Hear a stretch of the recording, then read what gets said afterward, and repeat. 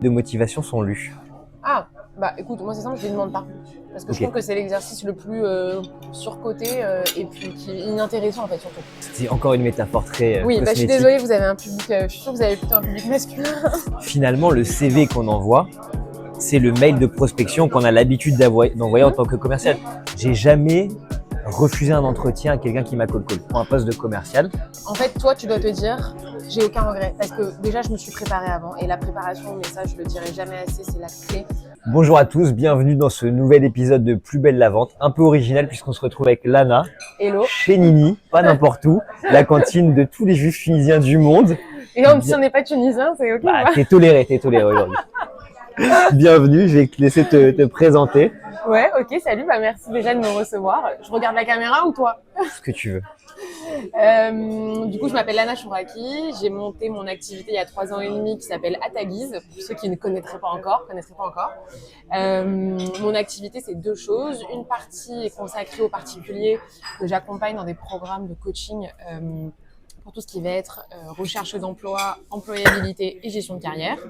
Et l'autre partie de mon activité, ça va être dédié à des petites structures qui n'ont pas de service RH interne et qui vont faire appel à mes services pour des missions de recrutement, conseil en recrutement et où je vais intervenir voilà, en tant que business partner, je ne sais pas si ça se dit comme ça, mais vraiment voilà, plutôt sur le long terme dans le cadre de missions de recrutement, quoi. C'est pas juste je leur pousse des CV et après débrouille-toi, c'est que je suis vraiment investie avec eux pour les aider à trouver les bons profils, comprendre ce dont ils ont besoin, les évaluer et les choisir et voilà, bref, t'as compris quoi.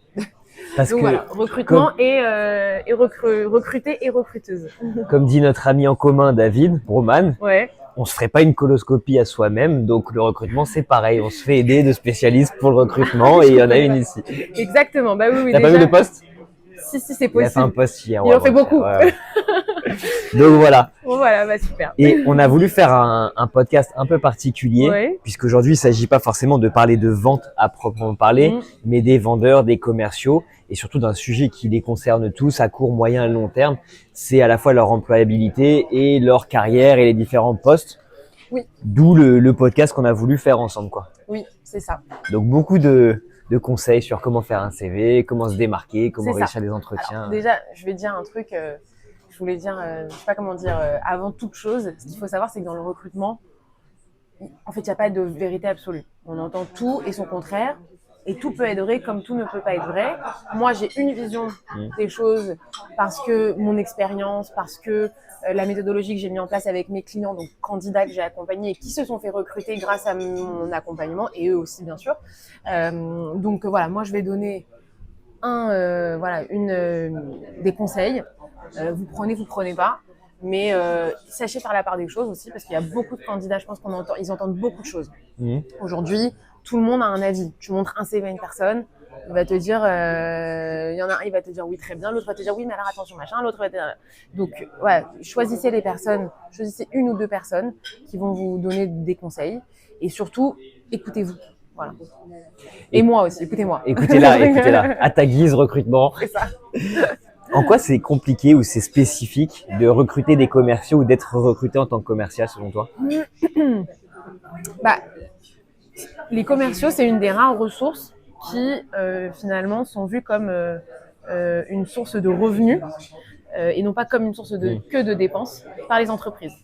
Donc d'un côté, quelque part, c'est un poste où il n'y a pas de débat. Quand on a besoin de recruter un commercial, on le recrute. Et l'entreprise, quand même, a conscience que grâce aux commerciaux, elle va pouvoir générer du revenu supplémentaire. Donc ça, voilà. Et en même temps, du coup, il y a quand même une grosse pression sur eux parce qu'ils sont vraiment des ambassadeurs. Avant d'être des commerciaux, ils sont des ambassadeurs de l'entreprise. Et alors moi, je parle pour les clients que j'accompagne, qui sont plutôt des petites boîtes, donc des jeunes stars, enfin des entreprises qui ont entre 0 et 5 ans, parfois les 10, mais donc des entreprises je travaille directement avec les fondatrices et fondateurs qui portent leur projet à bras le corps et qui ont du mal, tu vois, à faire confiance à des commerciaux qui n'ont pas forcément qui vont être en front de client parce que leur rôle il est central, mais en même temps, tu vois, ils ont tellement l'habitude de vendre par eux-mêmes et tout que demain tu dois déléguer à quelqu'un, ils sont un peu frileux, quoi. Frileuses. Toi, tu rencontres plus ce phénomène-là d'avoir du mal à déléguer que le client qui sait pas par quel bout prendre et qui pense que son commercial va faire globalement des miracles. Ouais, plus ça. Bah, tu as deux types je dis entrepreneurs, entrepreneuses, parce qu'encore une fois, c'est vraiment moi ma cible. Hein. Après, dans des grandes boîtes et tout, c'est différent, j'imagine. Mais de ce que moi j'observe, c'est que tu vas avoir deux types de personnes. Tu vas avoir vraiment l'entrepreneur un peu expert qui développe, tu vois, un outil, un produit, un service et qui va avoir une certaine expertise métier, mais qui va pas forcément être celle de la vendre. Et parfois, tu vas avoir des personnes qui vont pas forcément avoir cette expertise métier, mais qui vont être des très bons vendeurs. Ouais. Et donc, en général, ceux qui ont plutôt une expertise, tu vois, une connaissance, tu vois, IA, tech, ou je sais pas moi, retail très particulière, ou tu vois, médical aussi parfois, eux, ils vont avoir plus de capacité à savoir dire, bah moi, je suis pas très bon vendeur, je vais prendre quelqu'un. Mais ceux qui sont aussi de très bons vendeurs, là, c'est plus compliqué. Voilà, je sais pas si j'ai répondu à ta question. Si, t'as répondu exactement à la question. Et c'est vrai que nous, on n'a pas le même point de vue que toi sur le recrutement général, parce que nous, on recrute que des commerciaux et plutôt ponctuellement, donc c'est pas pareil. Mais on a aussi souvent ce type de clients-là, nous plus particulièrement, qui se disent bon bah voilà, moi j'ai créé ce truc-là où je gère cette boîte-là que j'ai racheté, que j'ai peu importe comment. Ouais. Mais je recrute un commercial, j'attends qu'il me fasse 1 million de chiffre d'affaires. Ouais, non mais voilà, c'est compliqué. Donc, alors moi j'avais adoré parce que du coup on s'est fait un échange de podcasts. Voilà, c'est ça. Match aller-retour. C'est ça, voilà. Donc pour ceux qui n'auraient pas vu encore le podcast de on vous mettra le lien. Voilà. On avait eu un échange hyper intéressant et moi la première chose que je demande, qu'est-ce que tu donnes comme moyen à tes équipes pour performer, que ce soit en formation de comptoir, comme un sales ou un BDR, donc enfin un business BDR quoi, ou sales dev, je sais pas comment tu dis, et donc voilà, quand tu lui dis fais-moi 1 million d'euros de chiffre d'affaires, ok c'est bien, mais qu'est-ce que tu vas lui donner comme moyen pour y arriver? Et toi, quand tu vois des candidats d'entretien, tu as souvent ce cas de figure où les candidats te disent être dépourvus de moyens pour atteindre leurs objectifs dans les boîtes? Ce qui est le plus triste, c'est que parfois les candidats ils se rendent même pas compte qu'on leur donne pas forcément les moyens d'y arriver parce qu'ils sont pas forcément éveillés à ce que eux peuvent aussi attendre et à, enfin, tu vois, ce à quoi ils ont le droit dans leurs entreprises. Et souvent ils se rendent compte trop tard. Quand ils sont dans la boîte et ils disent non mais au final là tu vois machin là, c'est des choses qu'ils ont du mal à anticiper. Donc non, pour le moment, moi c'est pas quelque chose que j'ai vraiment vu de mes propres yeux, mais c'est plus des choses que j'ai rencontrées par exemple chez des commerciaux en poste et qui étaient un peu lassés parce que finalement ils avaient l'impression d'avoir une sorte de plafond de verre parce que manque de moyens. Merci. Petite entracte. Donc du coup, non, je pensais que c'était mon parguite. Ah bah non. Ah, tu t'es fait avoir toi. Mon parguite, pour les personnes qui ne connaîtraient pas ce que c'est le haut de cuisse. Voilà. Et c'est délicieux. Ça arrive. Ah, voilà. Merci beaucoup. Ah ouais. Moi j'ai pris une salade. C'est beau. Parguite salade. On sort des fêtes. Je suis un peu mytho. Bon donc oui, en fait, ce qui va être hyper important, candidat, premier conseil, soyez conscient de ce dont vous avez besoin. Pareil, tu vas avoir plusieurs types de candidats. Tu vas avoir le candidat qui est très bon à partir du moment où on lui donne un cadre, les moyens, les outils nécessaires, un produit bien développé, tu vois, un produit bien mûr, un service bien mûr, etc. Et lui, là, il peut te faire décoller la boîte. Et t'as les mêmes, parfois. Et t'en as, par exemple, ils s'ennuient un peu. Ils s'ennuient un peu dans ces contextes-là. Et tu vas avoir des profils qui sont beaucoup plus clients de boîtes où il y a tout à faire. Il faut structurer le CRM, il faut faire une première cartographie de prospection. Ils vont être très bons dans cette construction. Et puis une fois que limite ça roule, ils vont dire, ça y est, je change, je vais dans une autre boîte. Ou alors parfois quand tu as des produits qui sont pas vraiment hyper aboutis, mais qu'on commence à les vendre, tu te prends beaucoup de retours clients négatifs. Ça aussi c'est compliqué. Donc en tant que candidat, en fait, pourquoi je vous dis tout ça? Parce qu'il faut que vous soyez conscient de quel type de commercial vous êtes en fait, pour quel type de boîte. En fait, qu'est-ce qui fait de moi en tant que commercial sur mon marché, à qui j'ai envie de l'adresser et à quels besoins j'ai envie de répondre. Voilà. Et ça, tu trouves que Tu vois ce que je veux dire ou pas? Je vois très bien ce que tu veux dire, mais du coup, est-ce que tu trouves que les bons commerciaux sont dans les bonnes boîtes ou bien il y a un mismatch qui s'est fait et c'est quoi un bon commercial déjà? Alors, pas forcément le bon commercial en termes de niveau, mais en termes de profil. C'est-à-dire qu'avant de parler de niveau, il est déjà à la bonne place. C'est-à-dire que l'entreprise lui correspond, son profil correspond à l'entreprise et inversement, quoi. Et donc ta question c'est? Est-ce que tu trouves que ça va, c'est plutôt bien réparti ou pas du tout, c'est Écoute, je ne sais pas.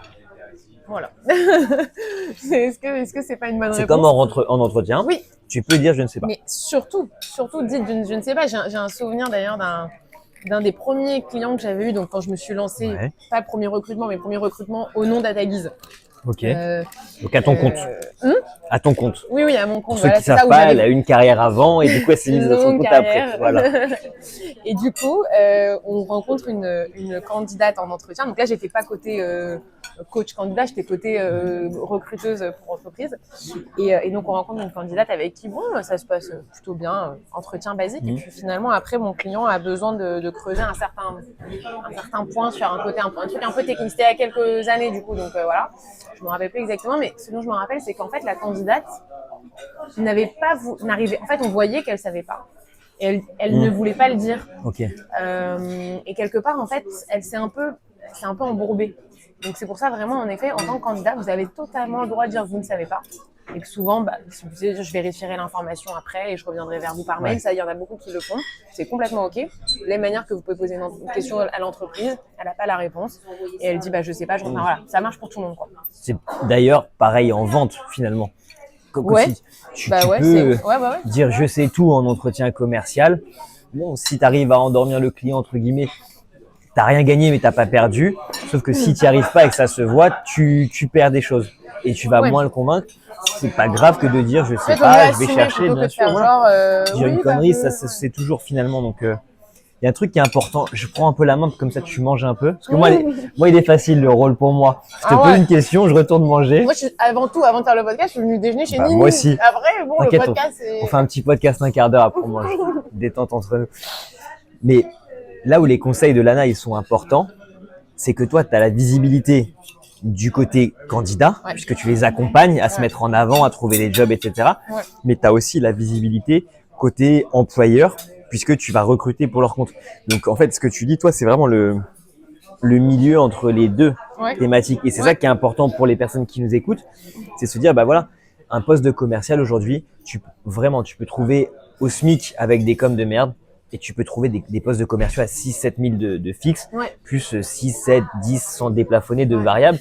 C'est où vous allez vous positionner, vous, et entre guillemets, c'est ouvert, quoi. En fait, on en avait même discuté. Tu as 1 milliard de types de commerciaux. Finalement, il y a des commerciaux qui vont avoir besoin d'avoir des doubles compétences, évidemment déjà sur de la vente. Alors, où est-ce qu'ils se trouvent aussi sur l'échelle de valeur de la vente? Parce que tu as plein de postes sur les commerciaux. Dis-nous, c'est ça. Je te renvoie la question, tu vas avoir tu veux vraiment manger. Tu vas avoir le prospecteur, donc celui qui est en amont, qui va aller chasser et aller voir de nouveaux clients. Tu vas avoir celui qui va closer, ce qui est parfois pas le même.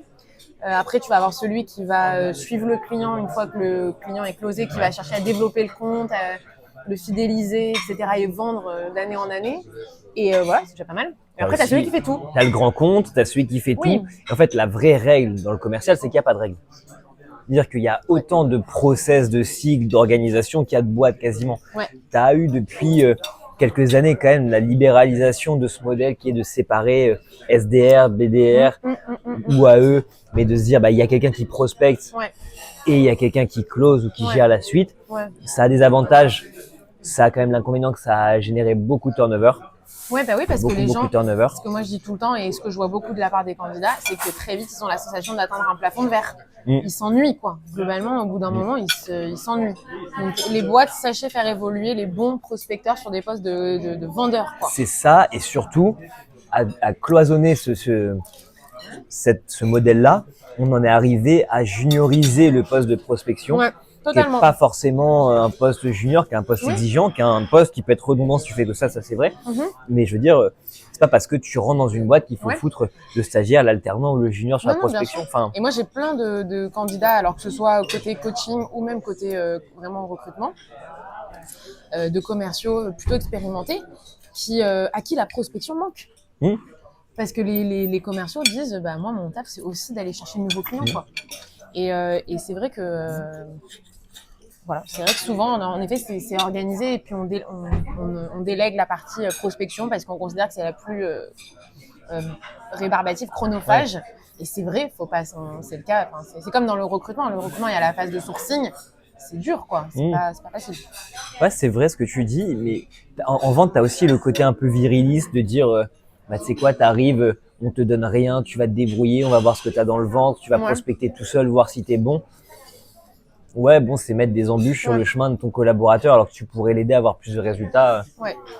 Complètement, mais c'est pour ça, là, vu que j'essaye de garder le cap et de pas bifurquer vers les entreprises et de vraiment pouvoir parler aux candidats pour leur donner des outils, en fait, finalement, pour leur permettre de se positionner sur ce marché qui est en effet très vaste. Et donc, plus un marché est vaste d'ailleurs, plus vous devez avoir conscience de finalement qu'est-ce qui fait de moi tel commercial plutôt qu'un autre.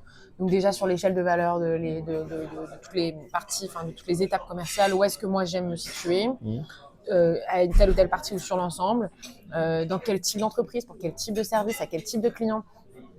Et de savoir justement en fait finalement dégager ça aussi sur le marché, parce qu'une entreprise elle va apprécier que tu saches vendre, mais que tu saches vendre à sa clientèle avec ses outils, avec ses mots, dans une boîte qui sait que elle va manquer de maturité parce qu'il y a plein de choses qui sont pas processées, donc elle va chercher un candidat qui va savoir se repérer dans des environnements qui sont encore un petit peu ambigus et qui va même pouvoir même proposer des choses. Et ça, il y a des candidats, même des candidats juniors qui vont pas avoir une tonne d'expérience mais qui aiment ça, parce que c'est des bâtisseurs un peu, c'est des profils qui arrivent et qui sont contents de mettre en place des choses, de proposer des idées et tout. Donc voilà, l'idée c'est que vous en tant que candidat, ou alors à l'inverse, vous pouvez dire non, ça y est, moi j'ai vu, j'ai donné, j'ai envie d'une boîte où j'ai des moyens, où j'ai des outils, où j'ai des clients, où j'ai un produit ou un service qui est hyper mûr et je sais que je vais pas me casser la gueule en vendant un truc qui dans 3 mois en fait ou dans 1 an en fait sera pas au fait, etc. Donc c'est finalement, sachez quel profil vous êtes sur votre marché. Comprenez votre cible. En fait, faites les mêmes réflexions que quand vous vendez quoi. C'est vrai. Voilà. Et alors, tiens, on va rentrer dans le concret un peu plus encore. Imaginons, voilà, je suis commercial, j'en ai marre de Raphaël qui fait que de bouffer depuis tout à l'heure.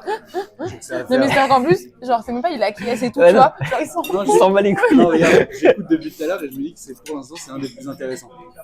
Mais... Il dit ça à chaque fois. Hein. Pourquoi ? Non, c'est pas vrai.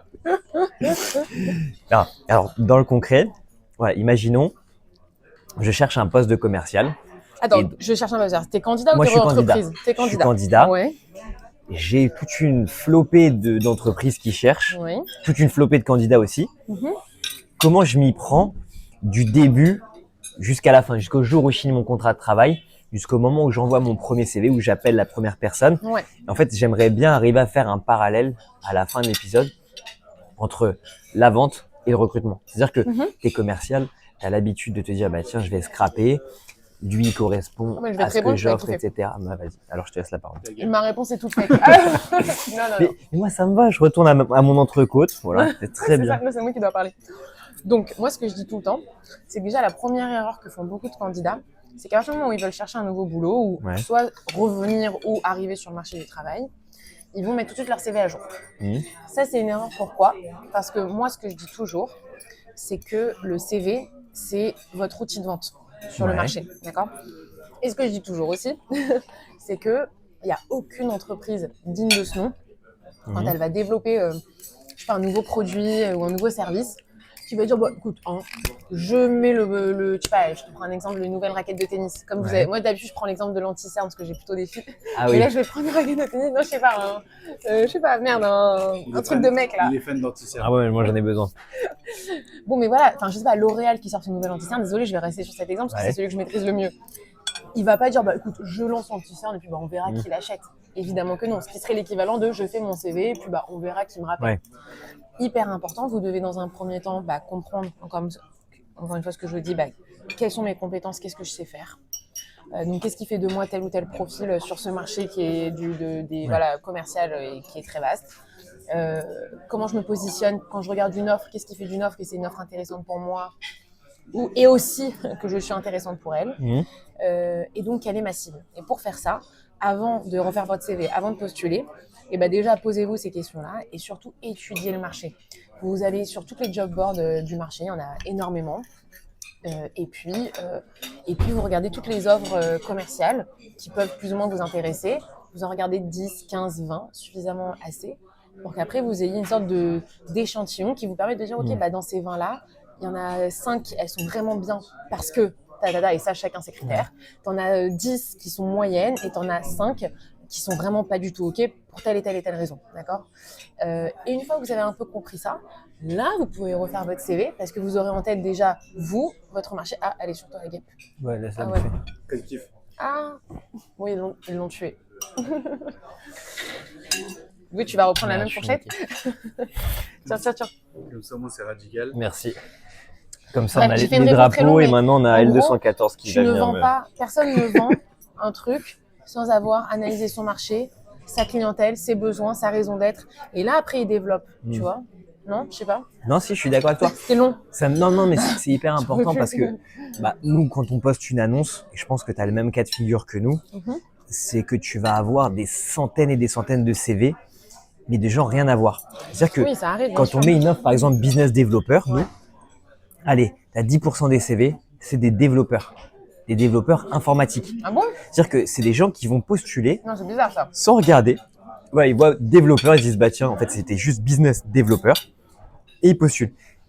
Et alors là, je prends un exemple qui est volontairement con, mais tu as plein de gens qui ne regardent pas. Et je pense que ces gens-là, ils postulent à tout. C'est pareil, quand tu recrutes une alternance, combien tu as de personnes qui sont en stage mais qui postulent, parce qu'ils n'ont pas regardé? Combien tu as de personnes qui sont en CDI et qui postulent une alternance parce qu'ils n'ont pas regardé? Malheureusement, le marché est vraiment compliqué en ce moment. Les candidats, ils sont un peu découragés et ils ont l'impression que de jouer la volumétrie et de postuler là où c'est possible, ça va marcher. Dans le sens, je peux comprendre, mais c'est vrai qu'en effet, parfois, du coup, côté entreprise, on se retrouve avec des centaines et des centaines de CV, et c'est là qu'elles vont d'ailleurs faire les fameux ATS, là, tu sais. Ouais. Bon, mais ça, c'est surtout des grosses boîtes. Mais oui, c'est vrai qu'en tant que candidat, en effet, il faut que vous arriviez à peut-être développer une sorte de compréhension des offres. Quand tu lis une offre, c'est pour ça que je dis, avant de commencer concrètement la recherche, à savoir refaire mon CV, l'envoyer, me rappeler, passer les entretiens. Ça, c'est la partie active de ta recherche. Mais avant, tu as toute une partie un petit peu plus introspective, je sais pas comment dire, un peu plus en chambre, quoi, entre toi et toi-même. Tu vas faire ce travail justement de compréhension, d'essayer de comprendre un petit peu ton profil sur ton marché, ce que tu sais faire, ce que tu veux pas. Et après d'analyser ce marché-là. Et quand tu l'analyses, l'idée c'est quoi? C'est pas te demander est-ce que je vais être rappelé par rappelé, c'est qu'est-ce qu'on me demande, est-ce que ça me plaît, est-ce que ça me plaît pas, ou est-ce que quand je regarde l'offre, est-ce qu'il y a le 3/4 de l'offre auquel je corresponds ou que un quart ou 100%. Et en fonction de ça, au fur et à mesure, jouer encore une fois sur là, le faire plusieurs fois cet exercice de manière répétée pour en tirer des leçons, des axes de compréhension de ton profil et de ta cible. Et ensuite, là, de rentrer dans la phase active de ta recherche. Combien tu trouves qu'on devrait envoyer comme CV pour postuler, pour trouver un taf? J'ai plein de candidats qui m'ont posé cette question-là et j'ai pas de réponse absolue. Ça va dépendre des profils et de la seniorité du profil. Okay. Quand tu as un profil senior, et encore sur la partie commerciale, donc je trouve que les candidats, il y a quand même, comme en marketing, il y a des offres. Tu vois, c'est pas trop des marchés de niche. Ça va, ouais. Mais globalement, quand tu es senior, typiquement, ok, tu peux postuler parce que tu as quand même des offres, mais tu as aussi toute la partie off-market, donc les cabinets de recrutement, toute l'approche un peu prospective sur LinkedIn, ton réseau, la cooptation, etc., qui fonctionne très bien. Et donc là, parfois, ça peut être juste un CV à la bonne personne et tu vois, c'est un bon one-shot. En effet, quand tu es junior et que tu arrives et que là, l'idée, c'est de te faire un peu ta place sur le marché, il faut faire un exercice. Il faut jouer entre à la fois du qualitatif et donc, être très clair sur les offres qui vous correspondent et savoir les identifier, de dire, je sais que cette semaine, j'ai postulé déjà à au moins 7 ou 10 offres. Ça peut-être paraît beaucoup pour certains et peu pour d'autres, mais j'ai 7 ou 10 offres hyper quali et vraiment, elles, je sais que vraiment, elles me correspondent. Ouais. Et t'en as peut-être 15-20 qui sont où je vais être un peu moins dans la cible, mais pour jouer le jeu de la volumétrie, je ne suis pas non plus aucun rapport, mais pour jouer le jeu de la volumétrie, je vais quand même postuler. Donc, pour moi, c'est plus un ratio de à peu près, je dirais, 60-70% d'offres un peu middle et 30-40% d'offres vraiment hyper targetées et hyper quali où tu sais que ton profil correspond. Okay. Voilà. Après, il y en a pour qui ça sera beaucoup, d'autres moins. Et est-ce que du coup, par rapport à ça, tu conseilles de faire un CV différent pour chaque offre? En fait, le problème, c'est que dans le meilleur des mondes, pourquoi pas? Mais c'est pas viable sur le long terme. Moi, je les vois, mes candidats que j'accompagne. Ouais. Déjà, quand ils viennent me voir, ils sont épuisés parce que ça fait des mois et des mois qu'ils postulent. Ouais. Et pour être dans cette logique un peu de régularité quand même, parce qu'il faut être régulier, il faut être hyper concentré, il faut être hyper patient, résilient dans sa recherche d'emploi, il faut avoir les moyens de pouvoir aussi bombarder un petit peu. Et c'est vrai que quand à chaque fois tu dois refaire ta candidature pour chaque offre, allez, 1 mois max, après ça y est, c'est fini. Tu le fais plus. Donc, c'est pour ça que normalement, si vous faites ce travail en amont de comprendre votre identité pro, votre positionnement, votre cible, et de faire du coup votre CV au regard de ça, bah, normalement, moi, mes clients, je leur fais ou 2 CV max parce que pour des profils parfois qui ont, tu vois, 2 cibles, mais pas plus. Et ça suffit. Ok. Tu vois. J'ai une question plus tendancieuse à la recruteuse. Oh là là. Est-ce que les lettres de motivation sont lues? Ah, bah écoute, moi c'est simple, je les demande pas. Parce que je trouve que c'est l'exercice le plus surcoté et puis qui est inintéressant en fait surtout. Donc non. Mais par contre, bah typiquement, quand j'avais recruté avec David, lui il avait demandé des vidéos de motivation. Ce qui est beaucoup plus smart. En fait, oui voilà, exactement. C'est-à-dire qu'en fait on avait reçu des CV et avant de passer en entretien, il avait demandé des petites vidéos. Donc on avait genre mis 1 minute ou 2, je sais plus. Et voilà. Et au final, ça fait que du coup, on a rencontré peu de candidats, mais qu'on s'est décidé très vite. Voilà, parce que c'est un bon exercice. Tu me fais une bonne transition pour un truc qui est important que je vais te poser comme question. Ok, maintenant, tu as identifié tes offres. Peu importe le nombre qu'il y en a, tu as fait tes CV, peu importe le nombre qu'il y en a aussi. Maintenant, il faut aussi faire face à une réalité, c'est que globalement, il y a beaucoup plus de CV que de besoins. C'est-à-dire que quand tu postes une offre, tu vas avoir 200, 300 postulants. Et c'est très... 900, hein. Ouais, et pour que vous vous rendiez compte, faites le calcul, 900 fois 2 minutes. Très bien, vas-y, pause fraîcheur. Ouais. Non mais imagine 2 minutes pour lire le CV, 900 minutes, ça fait 1800 minutes, ça fait 30 heures. Globalement, personne n'a 30 heures pour un recrutement. Donc comment, toi, tu conseilles tes candidats pour se différencier face, entre guillemets, à la concurrence des autres candidats? Sur le CV, hein. Surtout. Bah, on va dire que déjà, ça revient un peu à ce que j'ai dit, c'est déjà postuler à des offres où tu sais que t'es pertinent pour l'offre et que l'offre est pertinente pour toi. Déjà, ça c'est évidemment le premier gage. Après, on va pas se mentir, ça va quand même beaucoup jouer au CV parce que c'est quand même un outil qui est omniprésent aujourd'hui dans le recrutement. Le CV. Merci beaucoup, c'est gentil. Merci. Thomas, merci. J'ai pas entendu ce qu'il a dit. Et bonnes affaires. C'est sympa. Bah, on espère.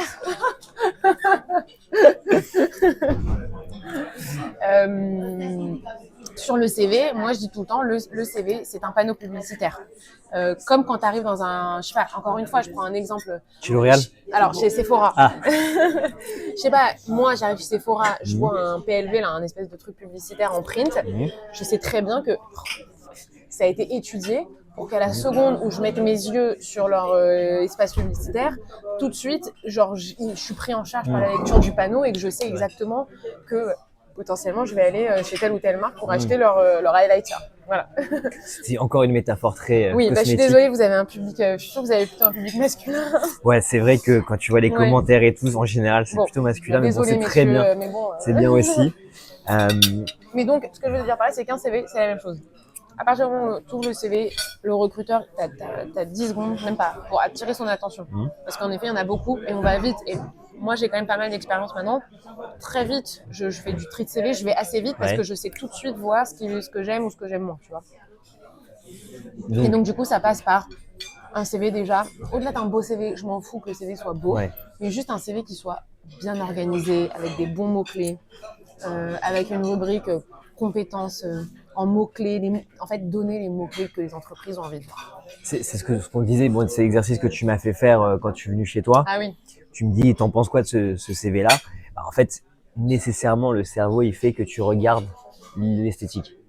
Et si l'esthétique, c'est un vieux truc en bordel avec plein d'infos, t'as pas envie de le lire, tu vas pas le lire. Ouais, alors moi, c'est au-delà de l'esthétique, parce que l'esthétique, je dirais plus, c'est la police, les couleurs, tu vois. Moi, je mettrais plus, tu vois, l'organisation de l'information. Ouais. Pardon, je me suis mal exprimé, c'est ça, mais genre, est-ce que t'as des gros pavés ou est-ce que t'as des trucs qui n'ont rien à voir un peu partout? En fait, c'est comme un flyer, un CV. Hein. C'est le flyer. Faut vous imaginer que c'est un flyer, donc il faut très vite donner les informations principales. Pour moi, je dis aussi qu'un CV, c'est un exercice d'arbitrage. On n'est pas obligé de tout dire. Quand on a un certain nombre d'années d'expérience, l'idée c'est qu'il y ait suffisamment d'informations pour donner envie au recruteur en effet ou à l'employeur ou au manager de t'appeler et que derrière vous allez avoir les entretiens pour en discuter. Donc en fait, voilà, mettez-vous à la place de la personne. Ah oui, aussi, c'est que les candidats parfois oublient que les personnes qui lisent leur CV ne les connaissent absolument pas et donc vont oublier de mettre un peu de contexte. Et c'est vrai que plus tu mets de contexte dans le CV, mieux c'est. Le contexte, c'est quoi? C'est par exemple, quand tu mets le nom d'une boîte, mets par exemple le secteur d'activité et la taille de la boîte. Parce que nous, du coup, ça nous donne tout de suite une sorte de compréhension un peu mieux de tes compétences. Ok, oui. Il a fait ça dans tes études de boîte. Tu vois, tout de suite, ça contextualise beaucoup mieux. Et surtout que si tu la connais pas, c'est pas L'Oréal. Oui. Personne n'a le temps d'aller vérifier de ce que faisait la boîte. Oui, c'est ça. Parfois, il y en a qui mettent le site direct et tout. Bon, ok, pourquoi pas. Mais voilà. Une rubrique un peu bio, là, comme dans nos réseaux sociaux. Une petite bio en 3-4 bullet points comme ça, où tu mets les 3-4 infos importantes à savoir. Profitez-en. Vous avez cet espace qui pour vous, donc profitez-en. Surtout que là, pour le coup, bon, toi, tu traites avec des candidats tout profil différent. Là, on s'adresse à des commerciaux. Finalement, le CV qu'on envoie, c'est le mail de prospection qu'on a l'habitude d'envoyer en tant que commercial. C'est déjà, est-ce que celui-ci va être lu ou pas lu? Parce que, est-ce que visuellement, tu as envie de le lire ou est-ce que c'est une paracha de 10 km que tu n'as pas envie de lire? Est-ce que tu as envie de le lire? Derrière, une fois que tu l'as lu, est-ce que tu as envie d'y répondre comme un message de prospection? Et est-ce que ça te donne un a priori positif si la personne te reçoit? C'est déjà le premier travail du CV, finalement. Oui. Donc, je te laisse, elle préfère manger que répondre. C'est ça le secret. Continuer. Mais non, mais oui, bien sûr. Enfin, c'est comment on arrive à attirer l'attention de son lecteur. Ça reste aussi simple que ça. Et moi, j'aimerais aller plus loin du coup, parce qu'on n'est pas avec des novices quand même ici. C'est comment tu fais pour justement aller plus loin. Que j'envoie des CV et je m'arrête là. Ah bah oui. Ce que je disais, c'est que tu vas avoir... Moi, je vais séparer le marché en deux. Tu vas avoir tout le on-market. Le on-market, c'est toutes les offres visibles sur Internet où n'importe qui a accès, où tu peux envoyer ton CV. D'accord ? Donc ça fonctionne très bien. Postuler, ok, super. Et après, tu vas avoir, comme dans l'immobilier, sur les apparts, sur se loger. Et après, tu vas avoir tout le off-market, qui est un marché ultra puissant et qui est plutôt le marché caché. Alors, c'est pas que du réseau, parce que moi, je vais vous dire, tous mes candidats, j'en ai accompagné peut-être une centaine jusqu'à aujourd'hui. On n'avait pas de réseau. Hein, c'est pas. D'ailleurs, les gens me disent, est-ce que tu nous mets en relation avec ton réseau? Non, c'est pas que je veux pas. C'est parfois il y a juste pas l'occasion et tout. Donc, de toute façon, on peut pas compter que sur ça. C'est bien s'il y en a, mais c'est pas une fin en soi. Ça reste. En gros, il faut voir la recherche d'emploi comme tu as ton CV et après tu as plusieurs canaux pour atteindre ton objectif. Donc, tu vas avoir le canal des job boards et après tous les autres canaux. Donc, tu vas avoir le canal des candidatures spontanées. Moi, j'ai été recrutée en 2019 en candidature spontanée. Voilà, donc ça fonctionne.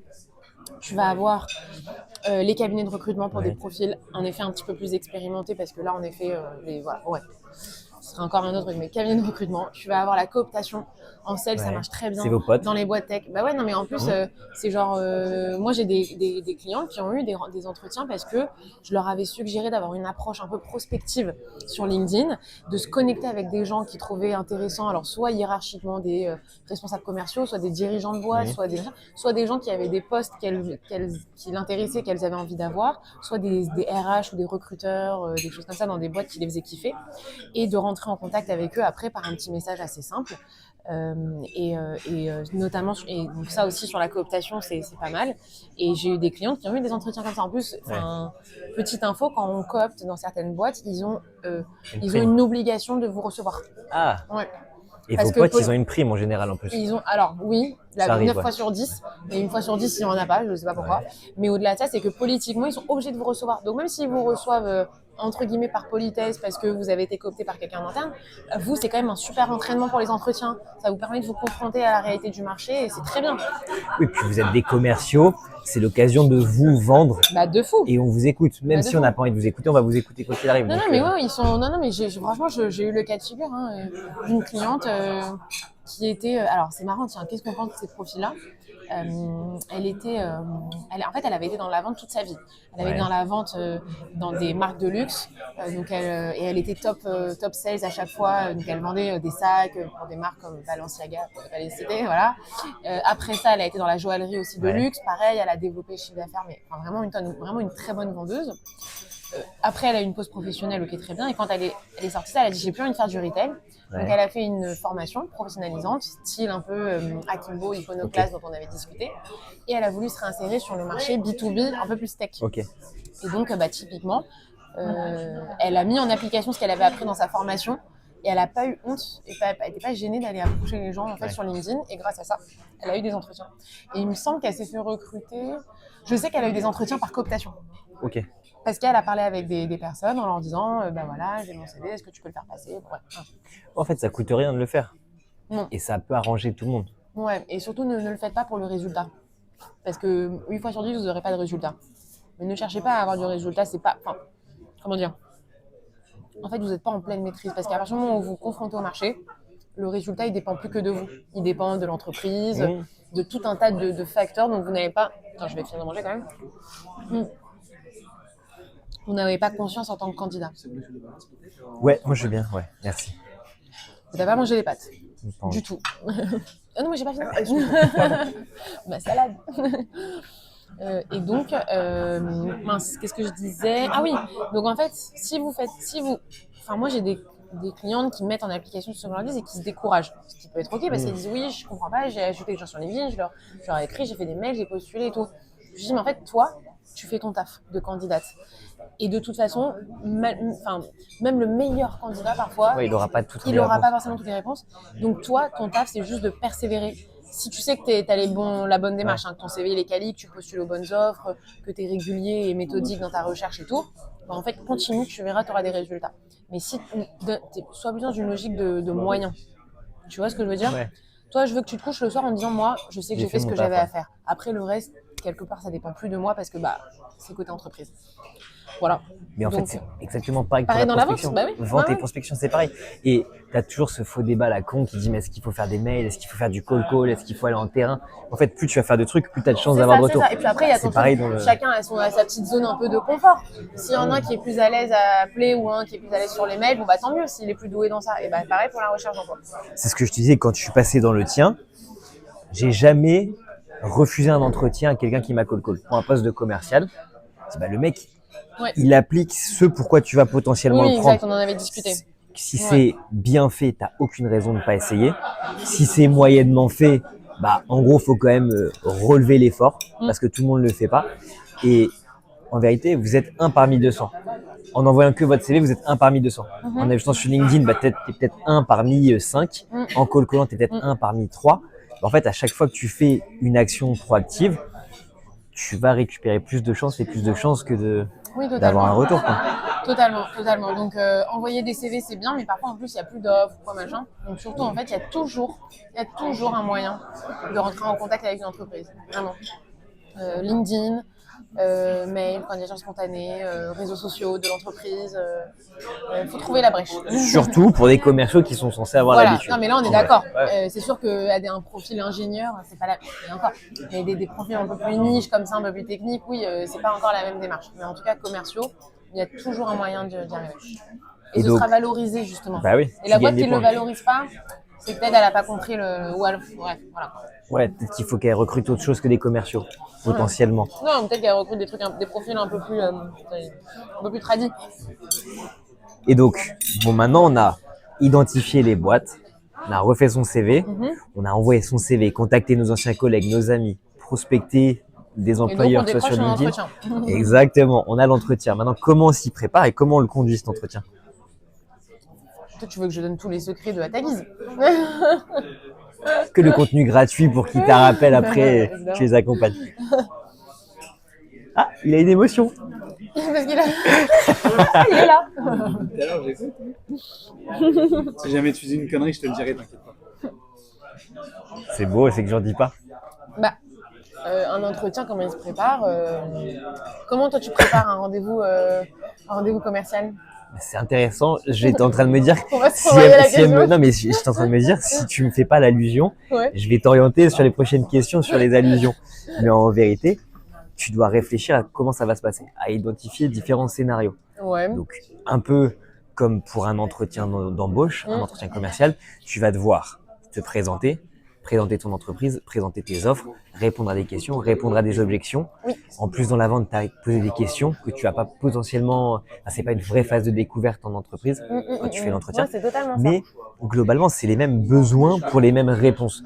Donc moi, ce que je vais faire quand je vais me préparer, je vais réfléchir à tout ce qui peut se passer. je vais lister toutes les questions qu'on peut me poser et globalement, c'est toujours les mêmes. Et ton pitch commercial, surtout, tu le connais. C'est ça, c'est moi. Avant tout. Je vais me vendre, moi. Oui. C'est-à-dire, si je suis vendeur, je me vends à moi. Oui, mais dans le sens où, par exemple, quand tu dois présenter une offre ou quoi, ton pitch commercial, tu le maîtrises. C'est ça. Voilà.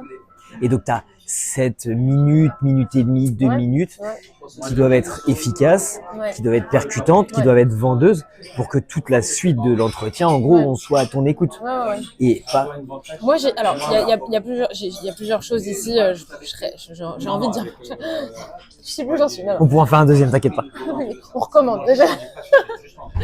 Non, là, je peux plus recommander. Mais je rigole.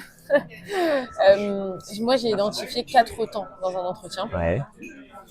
En effet, première étape, c'est l'entreprise t'accueille, se présente, présente vite fait la boîte, potentiellement un peu le poste. Ok. Ensuite, deuxième phase, tu reprends la main et là, tu peux monter, descendre. Moi, j'ai jamais vu un entretien où à un moment donné, on ne donne pas la parole. Donc, tu sais que peu importe la configuration de l'entretien, tu auras la parole. On te donnera la parole, peu importe de quelle manière. Donc, pour moi, tu as cette prise de parole-là où c'est à toi de te présenter, de parler toi, de parler un peu de ton parcours, voilà, de parler toi. L'entreprise reprend la main, elle va te poser des questions pour revenir sur ce que tu lui as dit, revenir sur ce qu'elle va avoir dans ton CV pour essayer de valider un certain nombre de choses, de vérifier un certain nombre de choses. Et après, elle te redonne la main pour que toi également, tu puisses reposer des questions. Donc en fait, finalement, quand tu regardes un entretien, les candidats ont souvent l'impression de subir l'entretien et d'être là en mode « est-ce que je vais bien répondre ?» etc. Évidemment qu'il y a un peu de ça inconsciemment, mais finalement, tu as autant de place que l'entreprise pour mener l'entretien aussi. Et ce que moi, je conseille toujours dans un entretien, encore une fois, que si on se sent à l'aise et que c'est quelque chose avec lequel on se sent à l'aise, forcément, c'est vraiment d'être dans une logique de ne pas être en posture basse. Posture basse, c'est finalement, est-ce que je vois l'entreprise comme finalement le dirigeant qui va m'évaluer et le juge qui va dire si je suis un bon profil ou pas un bon profil et si j'ai le droit de travailler avec eux? Ou est-ce qu'en fait, je vois plutôt l'entreprise comme un professionnel. Moi aussi, je suis un professionnel, même si je suis junior. En fait, je sais prospecter. Enfin, voilà, j'ai une valeur et si l'entreprise me reçoit, c'est qu'elle a besoin à un moment donné. Donc, je suis professionnel à mon niveau. Il n'y a pas de débat. Donc, 2 professionnels qui se rencontrent pour avoir un échange, une discussion professionnelle dans le cadre d'une rencontre professionnelle où à l'issue de cette discussion, on va se dire est-ce qu'on continue ou pas. Et déjà, si on arrive avec cet état d'esprit-là, et en fait, on arrive à l'entretien. Moi, je dis tout le temps, justement, je dis à mes clients, va en entretien comme à un rendez-vous commercial. Parce que au moins, ça va te permettre aussi de t'enlever un peu cette pression qu'il y a sur toi. De te dire, ça, il s'agit de moi. Finalement, il s'agit de tes compétences avant tout et de ton expérience. Toi, ce sera après. Mais déjà, ce qu'on veut voir, c'est évidemment tes compétences, ton expérience. Est-ce que ça va répondre aux besoins de l'entreprise? Donc, vas-y, non pas dans une logique de je vais me faire évaluer, mais genre, je vais discuter avec un autre professionnel pour voir si il veut bien acheter mes compétences et que moi, je veux bien lui vendre. C'est intéressant. Voilà. Fais gaffe avec le bras. Ah, pourquoi? Ça bouge. Ah mince, mais je parlais de tenir avec les mains, moi. Je croyais qu'il y avait des trucs dans le... Ouais, je me suis dit si encore. Non, mais il y a un truc qui est intéressant. Non, mais c'est pour ça que je voulais pas te couper parce que c'était intéressant. Il y a un truc qui est intéressant dans ce que tu dis, c'est reprendre le contrôle. Oui, sans se mettre en posture haute. C'est vraiment... Qui est aussi très chiant en entretien. Voilà, exactement. Il faut être vraiment dans une logique de réciprocité de pair. Et pour ça, tu as un truc qui est hyper intéressant. Alors là, c'est le côté commercial qui prend le dessus. C'est le questionnement. Dire que quand tu questionnes, tu reprends le contrôle de l'entretien. Totalement. Et pour un poste de commercial, aussi bien que pour un entretien d'embauche, ça peut pas être mal vu que de poser des questions. Alors, si tu demandes quelle est la couleur du papier toilette, bon, ça sert à rien. Mais je veux dire, encore plus pour un poste de commercial, on va t'évaluer sur ta capacité à poser des questions, sur ta curiosité, sur ta volonté à rejoindre l'entreprise. Tu coches les cases à chaque fois que tu poses des questions. Évidemment. Moi, j'ai vu des entretiens se retourner parce que c'était une candidate en question. Alors, pas pour un poste de commercial, mais pour moi, c'est d'autant plus valable pour un poste de commercial parce que, en fait, elle a pris en charge donc, ma cliente, qui était donc sa future potentielle manager, en lui posant tout un tas de questions plutôt intéressantes, assez stratégiques, où elle avait vraiment envie d'en savoir plus sur la boîte, sur le business, sur le poste, sur les clients. Et en fait, ma cliente, elle s'est prise au jeu et finalement, on lui a fait passer l'étape d'après.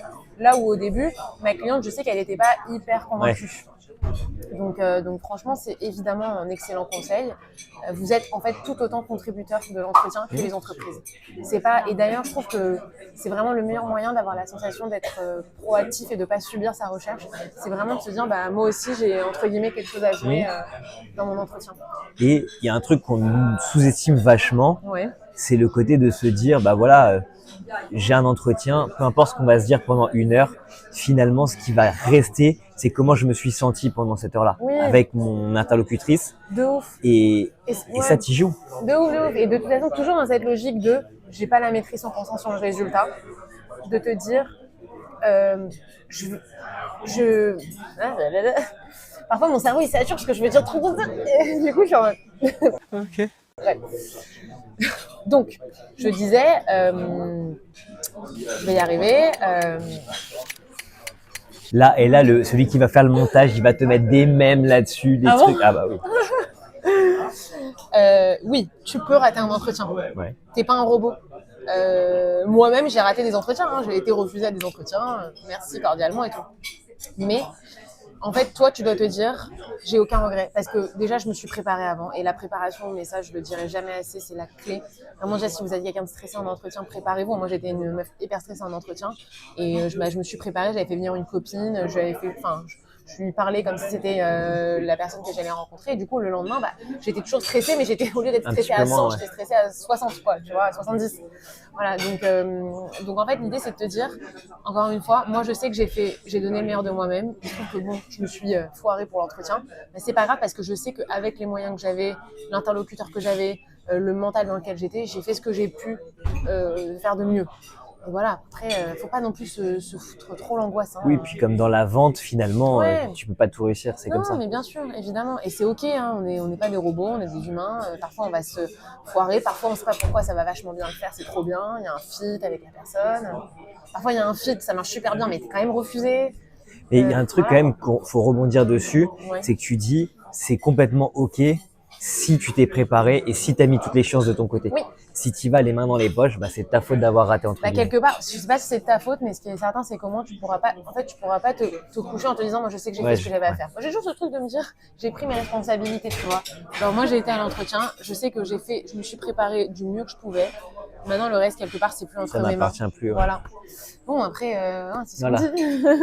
On va pas le redire. Oui. Ils nous ont compris. Ouais, je sais pas. Il a pas compris. Il s'en bat les couilles. Lui, il est venu manger. C'est fait sa petite entrecôte. Alors, on va pas tarder à terminer. Ouais. Parce que là, je vais bientôt te demander, je vais bientôt te facturer. C'est Raph qui paye. C'est quoi les red flags d'un entretien? Les trucs on te les sort en entretien et tu te dis, c'est mort.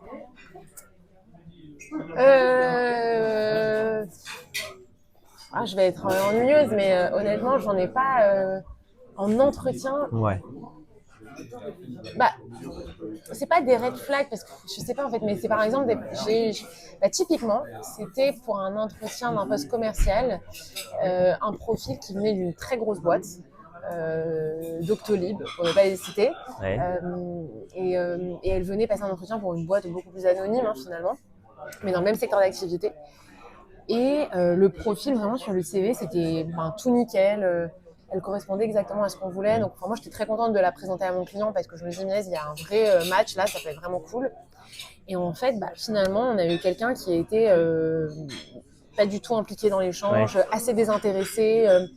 On a un peu l'impression de la déranger, tu vois, limite. Pas préparé aussi, on l'avait ressenti. En fait, on ressent quand un candidat n'est pas préparé. Encore une fois, c'est pas forcément red flag, tu vois. Tu peux très bien ne réussir un entretien sans être préparé, mais tu as 100 fois plus de chances de réussir ton entretien en étant préparé. Bon, voilà. Et donc, on va dire que ça, en tout cas, ça nous avait déçus parce qu'on s'était dit, en fait, le profil est top, mais pour le coup, on n'a pas eu un échange intéressant. On n'était pas dans un échange, en fait. On était dans un truc où, on avait un peu quelqu'un de fermé en face, et donc du coup ça a été très. Et c'était pas une question de stress parce que, limite, je crois qu'elle répondait à ses mails pendant l'entretien. Oui. Donc c'était un petit peu, on sentait qu'elle n'était pas avec nous, quoi. Voilà. Donc c'est un peu la seule expérience, où des profils qui arrivent et tu leur dis, bah voilà, qu'est-ce que vous avez compris un peu de la boîte et tout, toujours pour des postes de commerciaux, hein, attention, mais même pour ça vaut pour tout. Et en fait, la personne nous a assez mal briefé la boîte, tu vois. Encore une fois, pour un poste de commercial, je trouve ça dommage. C'est dommage, ouais. Parce qu'en fait, c'est ce qu'elle va devoir vendre. Ouais, mais c'est surtout, voilà. Au-delà de ça, ce travail de non-préparation que tu fais. Qu'on ressent. Parce que parfois, j'ai des profils on sent qu'ils ont vraiment essayé de comprendre. Ouais. Et donc, on ressent l'envie, on ressent l'implication. Et en fait, à ce moment-là, bah, c'est pas grave si c'est pas exact. L'entretien est là pour ça. L'entretien est là pour te briefer, pour t'expliquer. Et moi, c'est ce que je dis à mes clients entreprises. Tu as un devoir de transmission d'informations en tant que candidat parce que sinon, tu ne peux pas lui reprocher de pas être dedans. En fait, pour qu'il soit dedans, il faut qu'il ait des infos. Et ça, c'est chiant, les boîtes qui sont de la rétention d'informations en entretien. Attends, non, c'est là que tu dois donner le max d'infos. En tout cas, premier entretien, ça doit être un partage d'informations équivalente, aussi bien sur la boîte que sur le candidat. Deuxième entretien, là, on peut commencer un peu à challenger les motivations parce qu'il est en connaissance de cause. Il est là, il sait pourquoi il est là. Premier entretien, il est là, il découvre en fait, comme toi, tu vois. Bon, bref, ça c'était la parenthèse de recrutement. Mais donc, du coup, je sais plus ce que je disais, mais voilà. Bon, oui, ça me fait penser l'effort de l'envie d'eux. Et ça, on le ressent et c'est très apprécié, même si c'est inexact ce que vous dites, c'est pas grave. Parce que en fait, on sent que vous avez essayé et c'est ok. Et après, voilà, on avance. Alors que quand on sent une sorte de distance, un peu de je m'en foutisme, c'est jamais très apprécié au-delà de moi, parce que moi, on s'en fout, mais les boîtes, elles apprécient pas, quoi. Moi, j'ai eu cette expérience-là chez Bonduel à l'époque. Ok. Donc, j'étais en stage de césure en école de commerce. Ok. Et bon, je postule chez Bonduel les maïs en boîte, les cœurs de palmier en boîte, tout ce qui est en boîte, quoi, globalement. Pour faire quoi, de la vente, du coup? Chef de secteur, donc dans les grandes distributions, pas le poste le plus glamour. Bonduel, j'avoue, je me prépare pas de ouf. Ok. Pourquoi? Parce qu'en mode flemme? Un peu flemme, un peu de me dire, de toute façon, ils vendent du maïs en boîte, des cœurs de palmier en boîte. On s'en fout, ils vendent des boîtes à des gens qui achètent des boîtes, quoi, en gros. Ouais. Et donc, je fais le truc et la RH me pose des questions hyper pointues. Genre, en quelle année on a été construit, créé. Alors là, pour le coup, je trouve ça lourd. C'est ça. Et du coup, une question, je lui dis, je sais pas. Elle me dit, mais vous venez en touriste ou vous êtes renseigné? Je dis, je sais ce que vous faites. Je pense que c'est intéressant, mais de là à retracer l'histoire, non. Non. Elle me repose une question. Qu'est-ce qui est dans la charte pour 2020? Non, c'était même pas 2020, c'était 2015, un truc comme ça. C'était un examen. Je dis, mais je sais pas, j'en ai aucune idée. Et elle me fait monter en tension. Et au bout d'un moment, elle me dit, en fait, vous n'êtes pas du tout préparé. Et je lui réponds, en fait, vous avez juste besoin que je vous montre que votre boîte, c'est un truc de ouf, quoi. Pour vous rassurer. Je dis, mais c'est pourri, quoi. Non, alors, oui. Là, pour le coup, c'est le contre-exemple de ce que j'ai voulu dire. Quand, justement, je prépare les candidats aux entretiens, je leur dis, ok, tu vas avoir un Bonduel, ok, super. Mais globalement, moi, toutes les boîtes avec lesquelles j'ai recruté, elles s'en foutent de savoir, vous avez été fondé en 1999, après un rachat, vous avez eu... c'est vraiment ce truc qu'elle attendait, là. Voilà, non, mais ça, pour le coup, genre la récitation par cœur, c'est pas ce que moi j'ai en tête. Moi, ce que j'ai en tête, c'est plutôt comprendre quelle est l'activité de la boîte, quel est son marché, qu'est-ce qu'elle vend, qu'est-ce qu'elle propose, auprès de qui, et on va dire dans quel écosystème elle évolue, quels vont être potentiellement les enjeux un peu du marché. Voilà, c'est tout. Voilà, c'est tout. Et encore, je la pousse quand je dis les enjeux du marché. Mais juste qu'on sente que quelqu'un arrive en connaissance de cause, mais pas tellement sur l'historique de la boîte, pas rien à foutre. Mais ça peut arriver pour le coup. Ouais, mais là pour le coup, en fait, je me dis je suis pas cliente du tout. Ouais. Je suis pas du tout cliente, donc moi mes clients, je leur dirais t'as rien perdu, quoi. Mais voilà. On a fait les red flags. Maintenant, si t'avais un seul conseil, une bonne pratique en entretien, un truc qui fait la diff chez toi. Alors, ce qui est très compliqué pour moi, c'est que pour le coup, je recrute tellement pour des boîtes différentes, sur des postes différents, avec des personnalités différentes derrière mes clients, que le truc, c'est ce qui est valable pour une boîte ne sera pas valable pour une autre. Ouais. Et donc, c'est ma force. Non, mais c'est de savoir trouver que c'est green flag pour une boîte et ce sera pas red flag, mais ça va pas le faire pour une autre boîte. Moi, j'ai eu des expériences comme ça de candidats que j'avais présentés à des clients. Donc, c'est très bon profil pour le coup, juste ça l'a pas fait. Fit, mindset, etc. Et que j'ai retrouvé un an plus tard dans des boîtes avec des super postes, dans des super boîtes, et c'était vraiment le profil de l'année. Parce que tu vois, ça dépend dans tel environnement. Donc ça me saoule de te répondre ça, mais Attends, je réfléchis. Moi, j'aime bien quelqu'un qui est dans une logique un petit peu, genre, je suis pas candidat, je suis solution. Ouais. Tu vois. Mais parce que voilà, en fait, j'essaie de me dire si je devais recruter pour moi, qu'est-ce que je rechercherais. Moi, je recherche quelqu'un d'hyper autonome, tu vois, qui est dans une logique d'apprentissage, mais aussi de proposition, tu vois. Et ça, même quand tu es junior, bah, c'est pas une question de compétence, c'est vraiment une question d'état d'esprit. C'est ok si vous l'êtes pas, mais dans ces cas-là, il faut être vraiment attentif aux boîtes auxquelles vous postulez parce que parfois, on peut vous le demander. Non, mais on ne te reprochera pas ta proactivité, c'est sûr. C'est ça, la proactivité et tout, c'est quelque chose que, voilà, l'énergie, la proactivité, d'avoir des échanges un peu rebonds, tu vois, de sentir que je suis pas toute seule dans l'échange, mais qu'on est vraiment dans une discussion. Ça, c'est quelque chose que moi, j'apprécie, mais voilà, je peux pas te dire, ce sera apprécié par toutes les entreprises globalement, mais ça veut pas dire que c'est pour ça que tu seras recruté. Allez, dernière question. Vas-y. Si tu avais l'opportunité, toute époque confondue, de déjeuner avec une personne, ce serait qui? Et pourquoi? Pro, pas pro, on s'en fout. J'ai l'impression d'être en entretien. Ouais. Ça pose aussi en entretien, celle-là. Ouais, ah bah de ouf. Mais d'ailleurs, on me l'avait posé en entretien. Ouais, on avait posé des questions de fou. Dans ma dernière boîte, c'était le 3e entretien. C'était des questions, en gros, il fallait pas du tout parler de boulot et c'était que des questions du genre. J'avais adoré. Si t'étais un fruit, tu serais quel? Une banane. Ouais, non, ça c'est un peu relou. Écoute, si je pouvais déjeuner, en fait, spontanément comme ça, genre là, vraiment tout de suite, ce qui m'est venu, c'est Simone Veil. Pas mal. Est-ce que j'ai besoin de justifier? On l'a pas eu encore. Ouais. On l'avait pas eu, Simone Veil. Franchement, ai-je besoin de justifier? Et voilà, parce que je pense que femme, j'ai lu sa biographie, femme remarquable, donc voilà. Ok, et ben Simone Veil, elle pourra pas venir au podcast. Ah oui, parce que sinon j'allais dire mon grand-père, tu vois. Ah, c'est bien aussi. Ouais, mon grand-père. Bref, minute émotion. Non, mais ils sont partis, on était trop jeunes. Ouais, et en fait, tu vois, ils ont vécu des vies, genre des trucs, des vies, et en fait, on n'a pas pu on n'a pas pu tout exploiter finalement de leur expérience. Et je me dis, si j'avais l'occasion aujourd'hui à 30 ans de l'avoir en face de moi, mais j'aurais plus du tout les mêmes conversations que j'avais avec lui quand j'avais 10 piges, quoi, tu vois. Bon, voilà. Et ben merci beaucoup pour la minute émotion, le Simone Veil. Non, merci, blague à part pour le podcast en entier. J'espère que vous avez tout écouté. J'espère que ça vous a plu. Bah oui, j'espère aussi. Et on vous mettra les liens de TikTok, Insta et LinkedIn et YouTube. Et YouTube aussi, YouTube maintenant aussi, je suis artiste, ouais. dans les commentaires. Donc voilà, et puis nous on se retrouve la semaine prochaine pour un nouvel épisode. Et préparez bien vos entretiens.